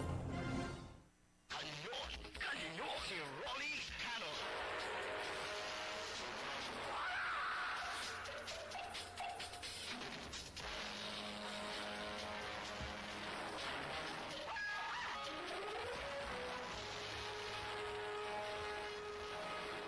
Balik po tayo sa pangalawang bahagi ng ating interview with Colonel Mendoza, Colonel Navarro, and Captain Sarmiento here. Isa sa mga leading broadcasters dito sa aming impilan ay itong kasama ko. I'd like to introduce to you the beautiful broadcaster Amihan Sabilio. Si Amihan, si Miss Amihan. Good morning po, Karoli. Talagang naano naman ako dun sa intro nyo sa akin. Anyway, pasensya na po kayo mga katropa. Yan, ako po ay pumasok sa programa ni Katropang Rolly para na rin po sa pagpapatuloy na pagsiservisyo sa ating bayan. Tuloy-tuloy tayo, Karoli. Tuloy tayo. Yes, kanina bago po nagbigay daan ng pagpapakilala ng ating himpilan, may ilan pong mga katanungan na iniwan itong si Karoli about po dito sa ating mga panauhin, mga bisita po natin ngayon. Ma'am, kanina po kasi nabanggit po natin yung mga per department.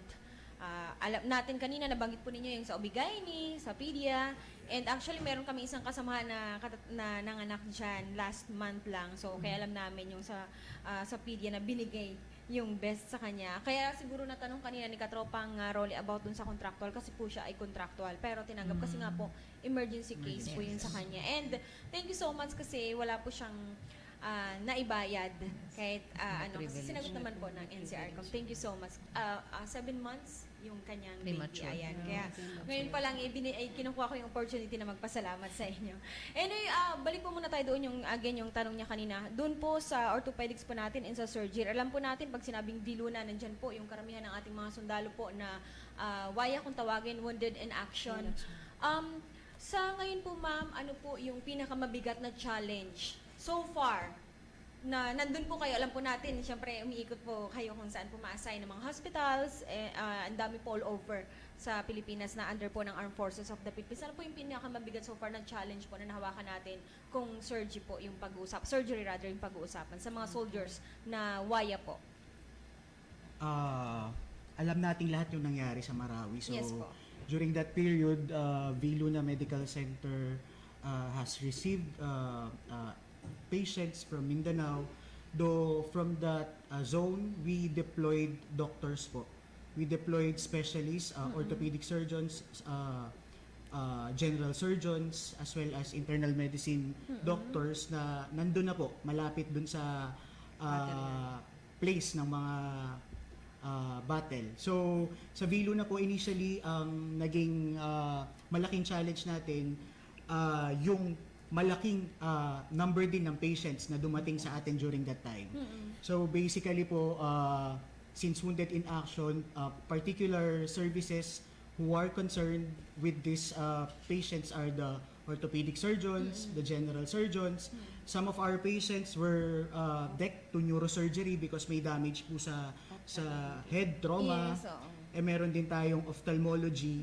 So, initially, the medical center, the health service command, tried its best na ma-address yung problema. Buong suporta ang binigay ng ating Pangulo para sa procurement ng mga prosthesis para dun sa mga pasyenteng kailangan mabigyan.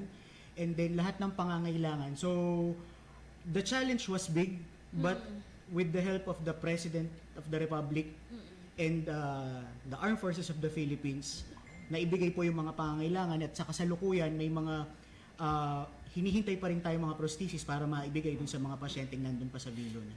Nabanggitin po ninyo kasi sir yung Asa Marawi, no? Kasi ito yung natin. Mayroon pa po ba? Alam natin dito po lahat ng bugso matapos ng gamutin doon, sabi niyo kanina mayroong naka-deploy tayo. Pero yung mga sugatan talaga, yung mga matitindi. Dito, mayroon pa po bang natira po dito sir sa Viluna na victim po ng Marawi survival po ng Marawi? And alam natin yung pinagdaanan nila. Mayroon po ba na-undergo po sila kasi doon sa area may stress debriefing sila? Dito po sa atin may mga psychiatrist po siya. Paano po na-handle? Meron pa rin po mga pasyente na nandyan. And during the time of Marawi, we also deployed, we have a neuropsychiatry department sa Viluna. So we are capable of stress debriefing. We have psychologists, we have psychiatrists, the doctors who address such problems. So initially po, during the time of Marawi, we sent psychologists initially to that particular zone. Pero dito sa Viluna po, they have regular stress debriefing to our patients to prevent po yung mga tinatawag nating post-traumatic stress disorder sa mga pasyente. Ayan. Karoli? So, may mga future projects ba kayo dito sa Viluna? In line with the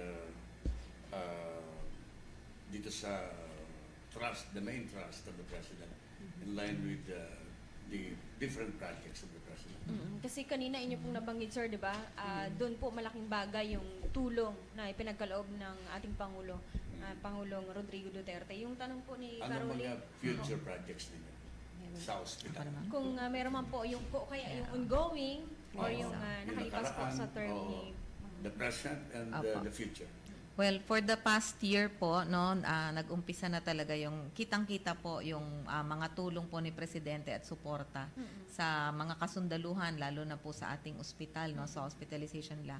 So, for the past year lang po, nag-upgrade po tayo ng mga capabilities natin sa like po sa genitourinary service ng surgery po. Meron na po tayong non-surgical removal ng mga kidney stone na tinatawag. So, yun po yung extracorporeal shockwave lithotripsy or ESWL. So, kumpleto na rin Meron po ng na mga po. facilities Opo. Tapos nag-upgrade din po tayo. Nandun na po ngayon, naka-set na po ang MRI, yung magnetic resonance imaging. First time po na nagkaroon ng MRI ang Viluna. So, this year lang po yan. Opo, very important sa diagnostic kasi lalo yung mga trauma para maiplano ng husto ng mga siruhano kung paano yung mas tamang angkop na pag-opera, tsaka yung pag-completion ng treatment nila. At meron pa pong mga dadating, meron pong mga project pa po na masasabi nating niluluto or inaayos pa. And these are po yung ating mga hyperbaric oxygen chamber, at saka po yung cardiac catheterization laboratory. Ma'am, pwedeng pa-expound po kung ano ito yung cardiac at saka yung oxygen na to Apo. para na rin sa kabatiran po ng ating mga tagapakinig na katulad ko po, hindi inline sa medicine, baka ano, at Apo. least, medyo kasi sa MRI, medyo common siya na, Yes, na oo. maintindihan natin kasi karamihan hirap makita kung alin mga ospital yung meron po nito. Yung, Diba? yung pong hyperbaric oxygen chamber, sabi ko nga po, ang forte natin ay yung mga surgical na cases. Yes. So, mga sugat po, mga Opo. wound. Marami na po kasing pag-aaral ngayon, including particularly here on hyperbaric oxygen, na nakakabilis po ng pagpapagaling ng mga sugat. Okay. Lalo na po yung mga sugat na meron ding mga comorbidity like diabetic pa yung tao or merong mga chronic infection, ganyan, na talagang matagal maghilom ang sugat, isa po to sa nakakabilis. Wow, napaka... First time. Advantage. First time na marinig ko yung ano yan, equipment na yan. Opo. That is important from what country? Dati po kasi, marami na niyan actually all over the world, pero ginagamit po siyang decompression sa mga diving accidents. Deep sea Opo. diving accidents. Ngayon po, nakita nila na meron pa siyang other medical benefits, including nga po ito. Actually, parang tinatapat na rin nila, may mga pag-aaral na rin ngayon na nakakapagpabata daw ito. Parang tatapatan na yung stem cell therapy. Stem cell, hindi na pupunta Kasi sa it's ibang like bansa. providing good oxygen, maganda yung tissues mo na Pwede kami development. ron. Kaya Gusto parang ko, ganun. interesado ako dyan, Colonel. Interesado. Ayan, nabanggit po ninyo kanina po yung decompose po, yung lalo na yung nasa ilalim po ng dagat kasi 'di ba yung Decompression. decompression po niya yung biglang angat Yes, sa yung ibabaw. sudden. So ibig sabihin medyo malaki yung equipment na to kasi yung pagkakaalam ko, correct me if I'm wrong, yung papasok kasi dun sa loob yung victim eh. Yes, Ganon din opo. po ba siya kalaki, ma'am, ito pong oxygen? Para mask siyang na to? isang malaking bahay na malaking Papasok housing, din na housing. merong ikakabit sa iyo na machine na ganon, no? Tapos mga seats, upuan siya, mga 8 person ang seats. capacity po niya. Opo. Pasyente po Chamber lahat talaga yun. siya, chamber na buo. Okay. So kaya hanggang 8. Okay. Dati po meron tayong ganyan pero isang Isa lang. pasyente lang. Tapos parang hindi yung whole body ang papasok. Ngayon po buong chamber na at may maximum capacity po ng 8 tao. Napakagandang balita po dito sa Maganda mga po susunod yun. na pagkakataon. Opo. Talagang gusto ko pag-usapan yung about po sa ganyan. Ma'am, gusto ko lang din itanong if ever tested na po ba to? Kasi alam po natin minsan yung iba, yung pag may suga tayo, focus tayo dun sa sinabi ng suga. Minsan sa ibabaw, okay na siya eh. Tapos sa ilalim, hindi siya, for example, damod sa mga operada, kung tawagin, or yung na CS, yung skin niya outside okay na pero inside medyo may problem pa. Ito po ba na-tested na natin, na-detect natin na same yung process outside and inside or huli talaga ang inside? Yung pinaka-mechanism nga po niya is yung oxygen, no? High pressure Yes. oxygen that comes in your body.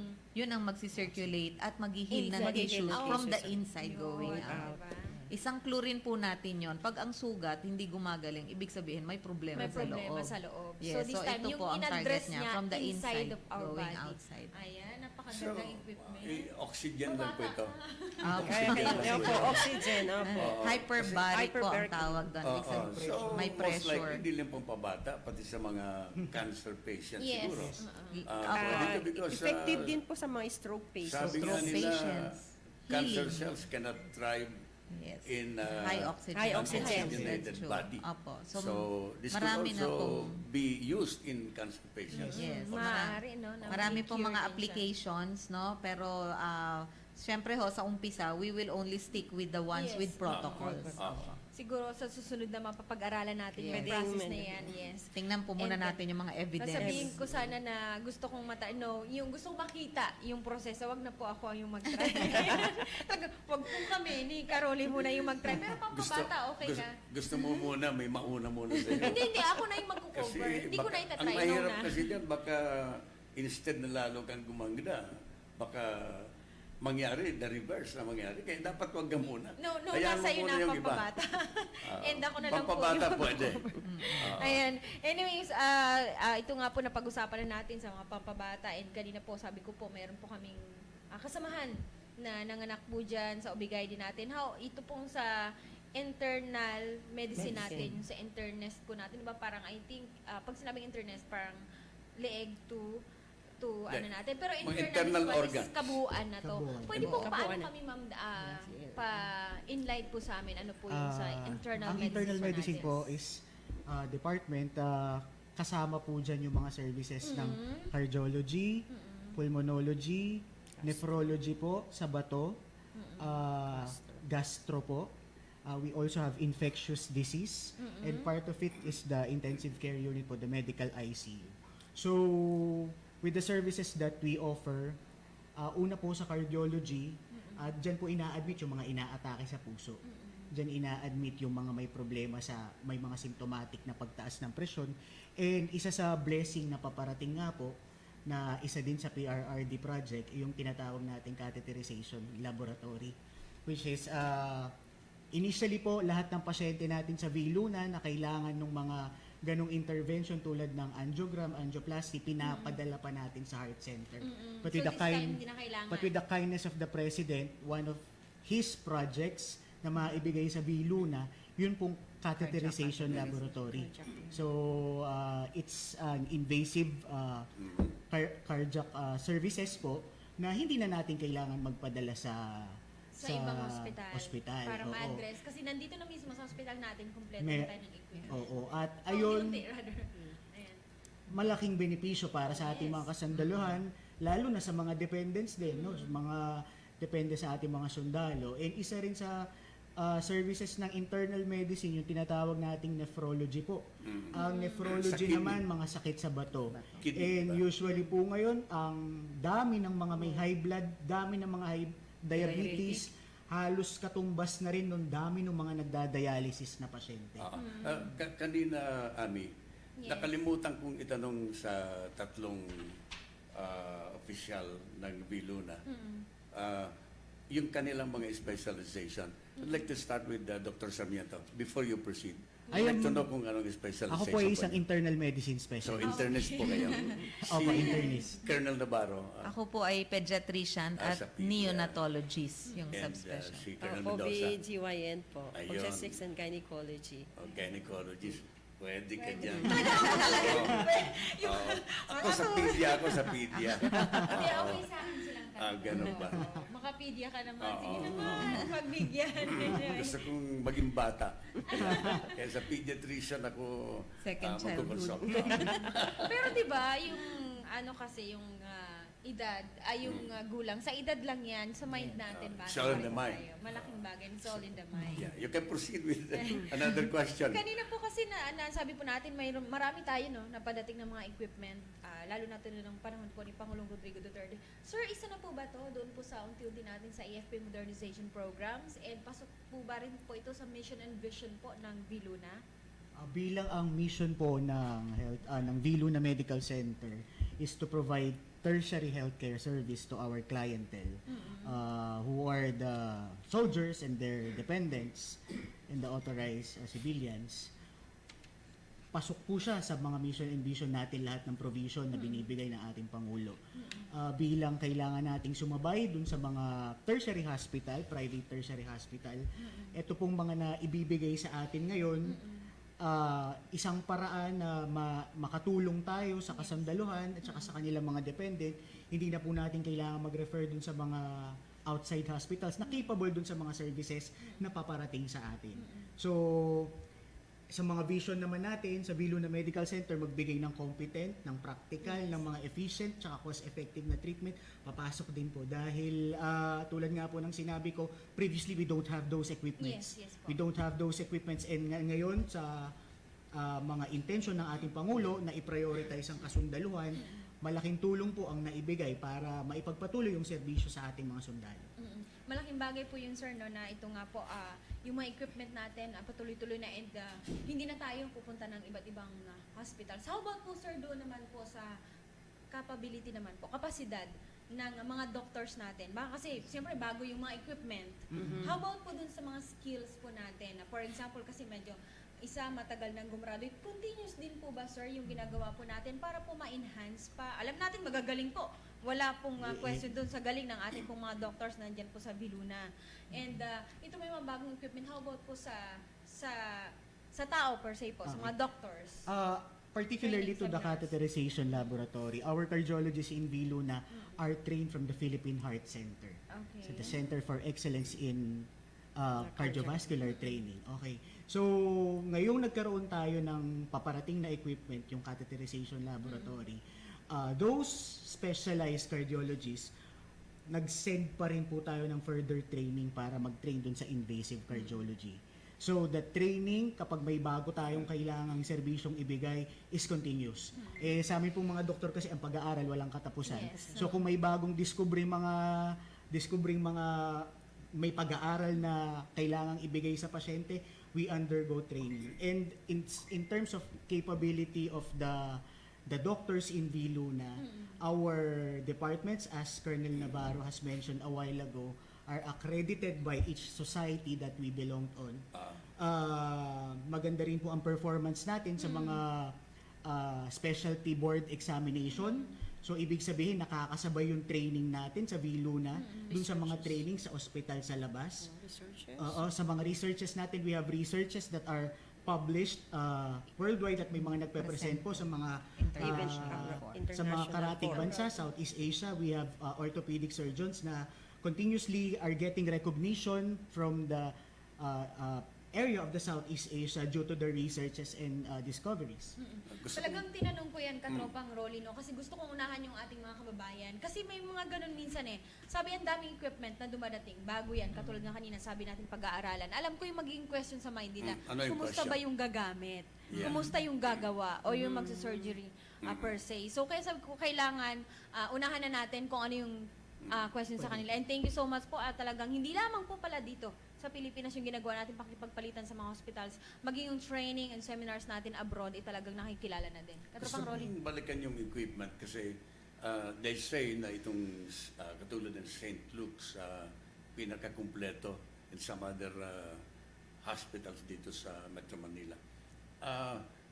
Yung bang, ano pa ba ang equipment sa mga hospital na ito na wala pa tayo dito sa Viluna? Lahat na bang equipment na ino-offer ng St. Luke's ay nandito na rin sa Viluna?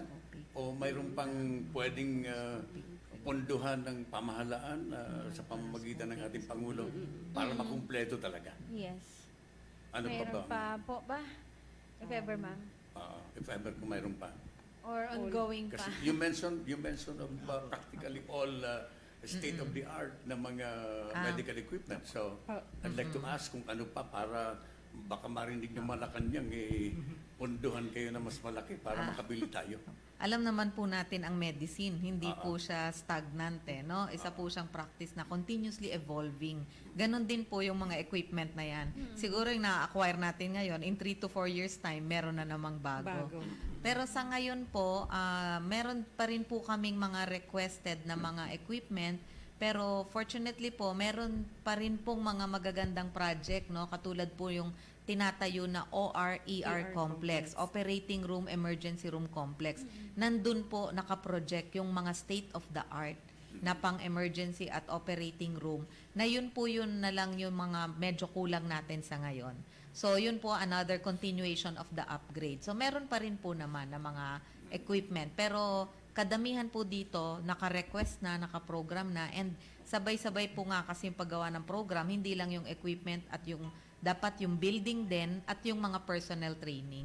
So, probably hindi natin makikita agad ngayon, pero definitely po, nakalinya na po yan. Is it, ito bang mga modernization ng mga equipment sa Viluna being a hospital for soldiers, is it part of the AFP modernization program? We believe po talagang kasama siya kasi ang vision po talaga rin ng VLMC is a modernized, responsive, efficient, and cost-effective health service organization. That's for the whole health service command din po. Ganon din po. So, nakatenga na po doon yung modernize. Oo, talagang So, ito na. yan po kumbaga, ang goal wala yung natin. pasulong Level na up sa lagi. level. Level Yes, up. level up. Tanong ko lamang po, kumusta po ang sitwasyon ngayon sa Viluna? Sa kabuuan po. Actually, galing nga po ako doon. May mga, nakita ko iba no, ng mga Marami. buildings, mga Marami. tinatayo. Yung dati, parang direct lang. Ngayon, mayroon pang mga fast lane. Kumusta po yung sitwasyon natin sa kabuuan? Po siguro by department na lang sa inyo sir Sa internal medicine po, Yes, doon na lang. since undergoing renovation nga po ngayon, may mga wards tayo na pinagsama-sama for the meantime muna. Yes. Dahil nga po sinusunod natin yung previous plan na ma-renovate natin yung Viluna Medical Center. So, in terms of services, ganun pa rin po.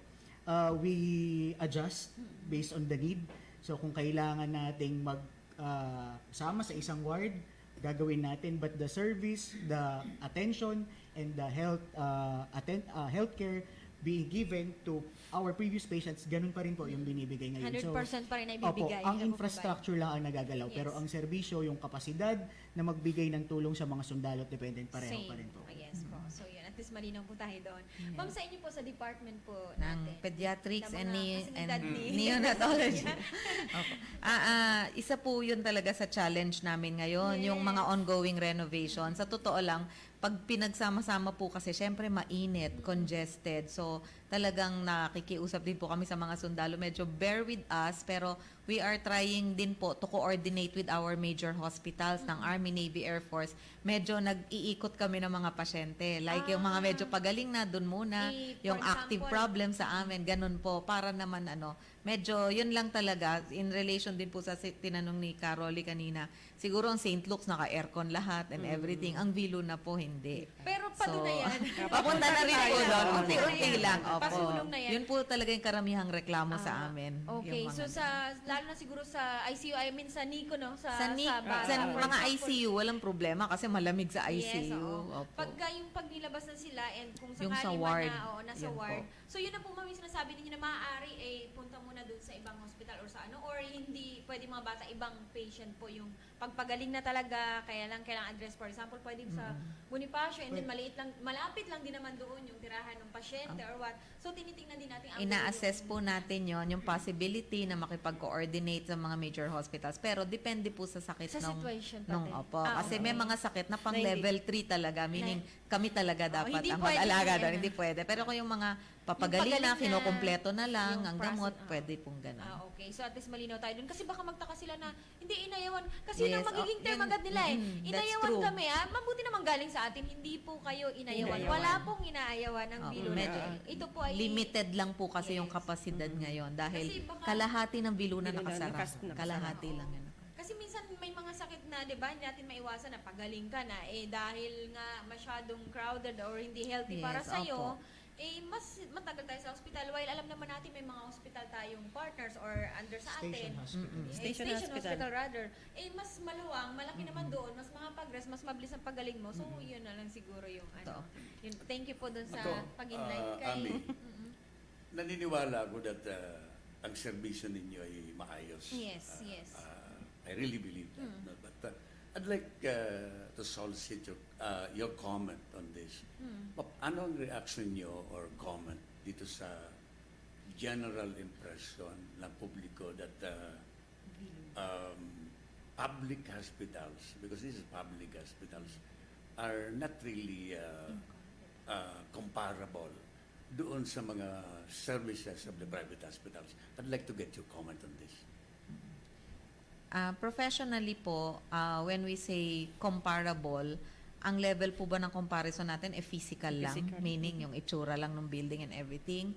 Or if we are talking about competence ng mga doktor at tao, no? Competence, services, generally yung pagtanggap ng mga pasyente, yung pag-treat sa kanila, yung prompt treatment.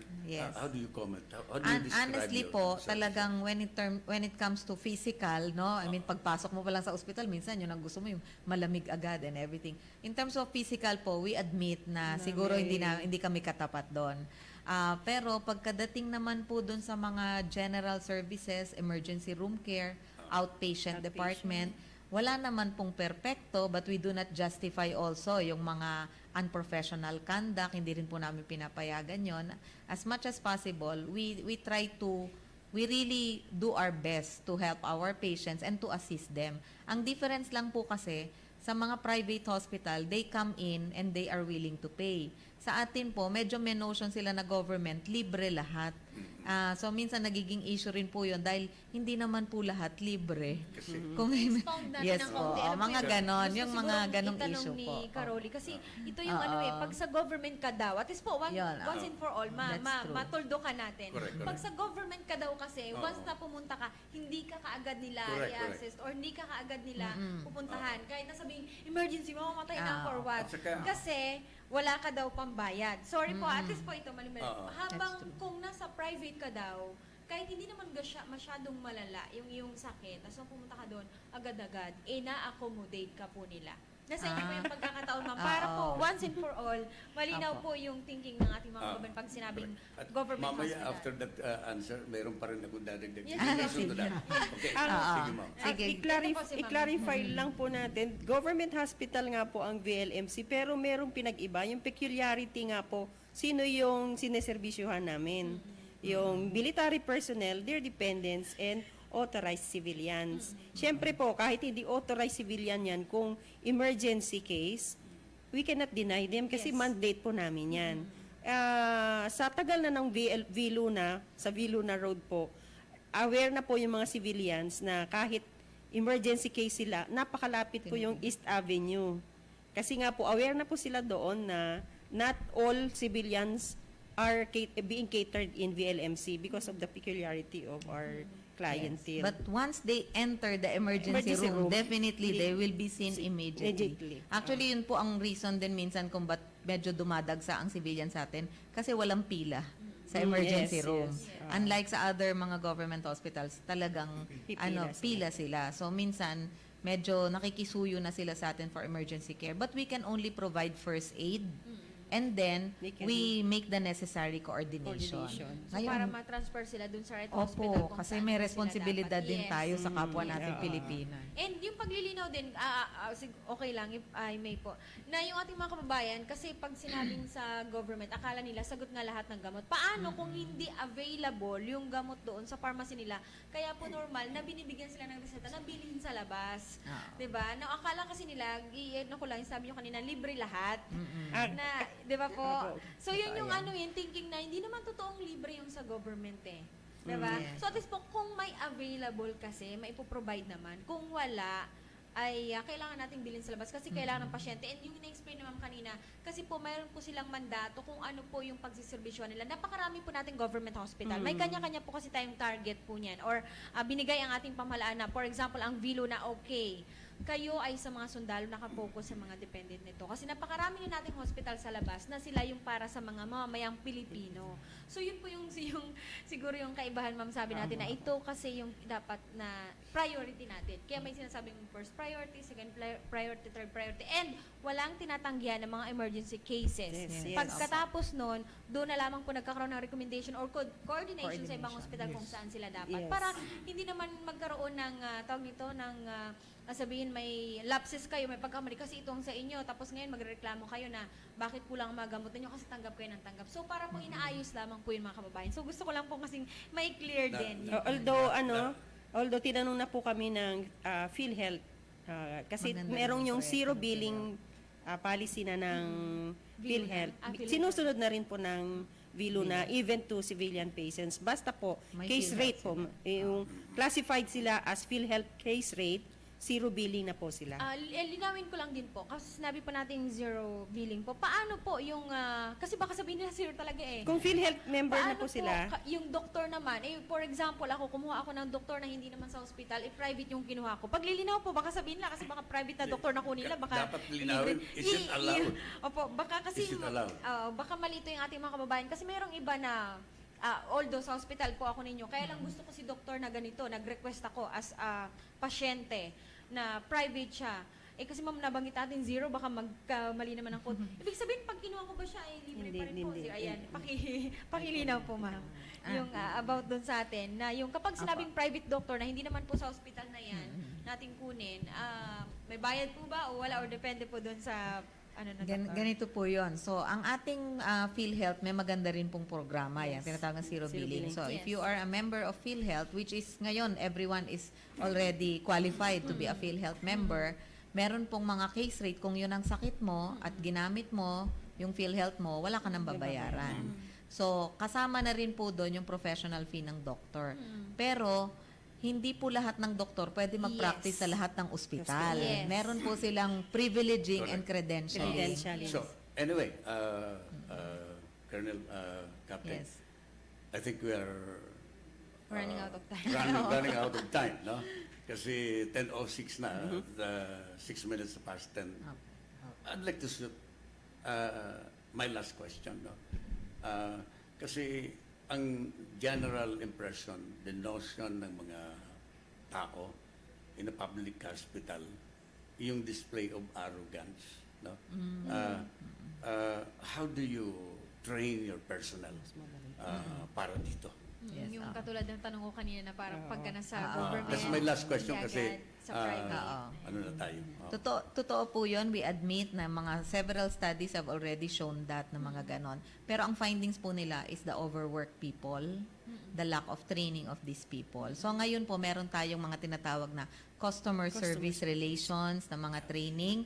We also look into the number of people working in the area kasi baka talagang super overworked sila or overloaded. So we want to make sure we maintain the appropriate patient to doctor, patient to nurses ratio para naman po lahat mabigyan ng tamang serbisyo. Thank you very much. Gusto ko lang munang i-share. Last year kasi po, ay kumuha ako ng HIV result kasi kailangan ko ng sa clearance para doon sa Russia. Positive ba, negative? Para dun sa travel sa Russia kasi kailangan government yung nag-invite sa atin. Gusto ko lang i-comment kasi po galing ako sa isang hospital. Na ayaw ko na mabanggit ang hospital na judge ako. Pero na-call ko na yun kay Secretary Duque at the time na ayos naman na kinuha ko yung pangalan ng nurse and everything kasi pagpasok ko pa lang dun parang na-judge agad ako na mayroon akong AIDS. So dun sa term tapos dalawang nurse na tinanong ko. Tapos sabi ko, my God, government hospital, bakit ganto? Pero hindi ako nagpakilala kung saan ako galing before kung ano yung situation at hindi ko rin nasabi kaagad na for isa lamang ito sa requirements na hiningi para makakuha ako ng visa sa Russia. And sa madaling salita, nasaktan ako, pumunta ako ng Viluna. Pagdating ko ng Viluna, agad-agad. Yes, ako Pagtanong ko sa guard, sinabi, ma'am, yung room na yon, nagkataon na na pag sa Viluna, pag malapit sa guard, tayo ka lang ng konti, makita, ma'am, yung room na yun, infection control doon po office, kayo, ganyan. I-guard siya, hindi siya pwedeng umalis. May nakita siya, pakisamahan to. Yung agad-agad na address, na if ever man kasi na may sakit ako, if ever man, di ba? Hindi na ako ma-judge ng iba pa. Unlike dun sa pinanggalingan ko, ang dami, pinaikot-ikot ako. Tapos pati yung nurse, nagulat ako, pati nurse, tinignan ako ng hindi maganda. Na, teka lang, anong meron? Siguro, ma'am, no, kailangan din talaga yung training, lalo na dun sa mga bago natin, na mga OJTs na mga nurse, na yung yung mga dapat i-address or sa pagtingin ng kanilang mga pasyente. Customer na parang, relations, wala pa nga akong professionalism. sakit. Na-judge ka na. Oo. Siyempre, inano ko rin kinol ko rin yung atensyon na inano ko rin sa proper authorities na kailangan pong i-address. And gusto kong magpasalamat dun sa Vilona. Tapos sinabi ko na para sa ano lang po ito, visa lang, dinaan talaga ako, ma'am. Talagang wala ka bang ganito? Ganito kasi ganito ang nakakahawa niyan. Tatlong process. May checklist talaga dyan. Kahit sinabi kong, ano lang po, hindi po, ma'am, kailangan niyo pong dumaan kahit ganito. So, kinunan ako ng ilang beses. Natuwa ako.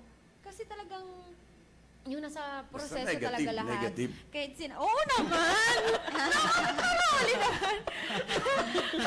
Sinabi nga sa akin, ma'am, kahit isang balding lawa yung inumin ninyo nung may sakit, hindi kayo mahahawa. Hanggat hindi yung sa blood transfusion, yung sa needle or what. In-explain naman sa akin, kaya naintindihan ko na, sabi ko, okay.